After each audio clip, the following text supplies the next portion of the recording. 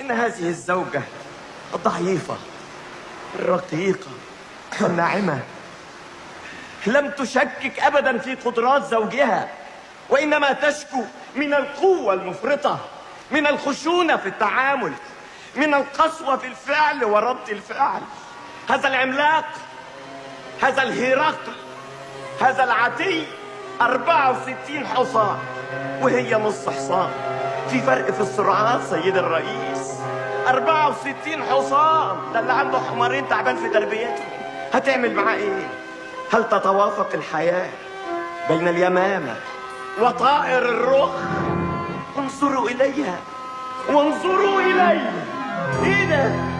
إن هذا الأستاذ سامح أعطاه الله وفرة في كل شيء، ولكن هذه الوفرة لا تستطيع هذه الضعيفة تحملها.